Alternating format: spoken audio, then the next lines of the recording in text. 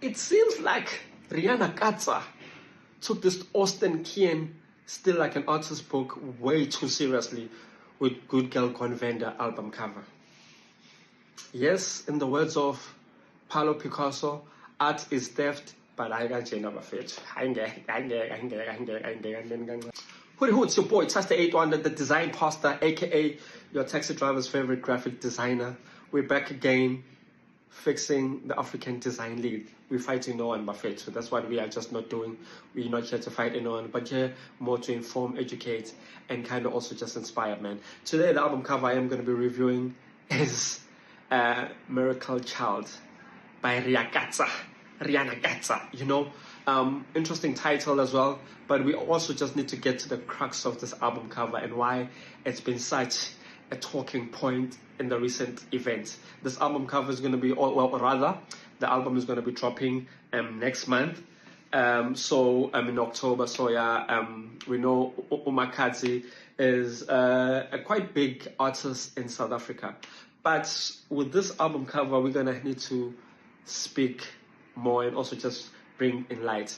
So I would believe inspiration is one thing, but imitating and taking someone else's art, for me, that's a no-no, man. We live in a world where there's nothing new under the sun. I do believe that, and I do understand that.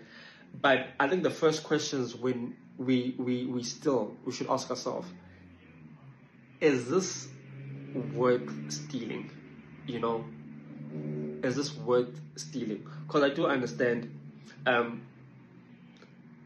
the idea is worth stealing.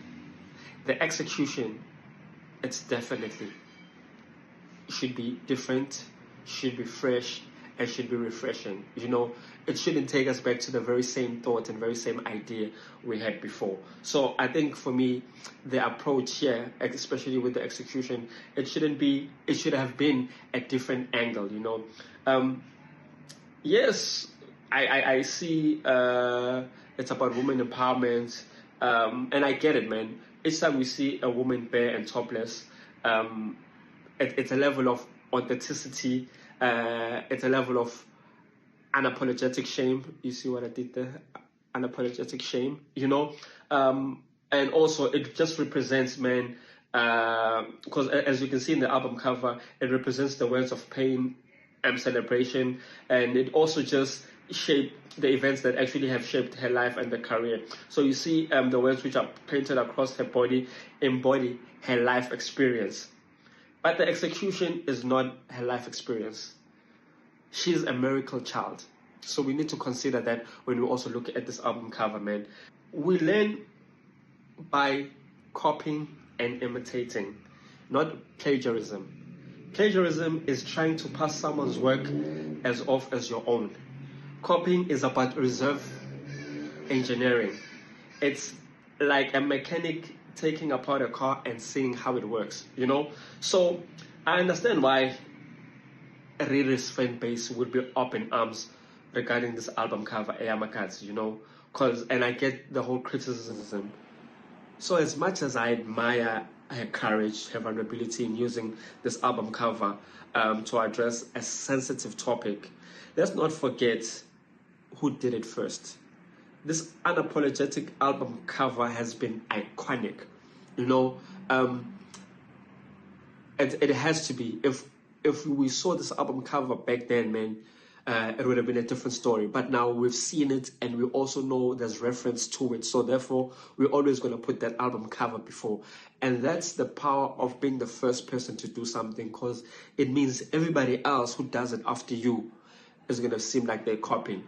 I think there's also an author by Jackie. Her book is called Bear. I think not Jackie Hillberry. No. There's another Jackie. I'll show you guys her.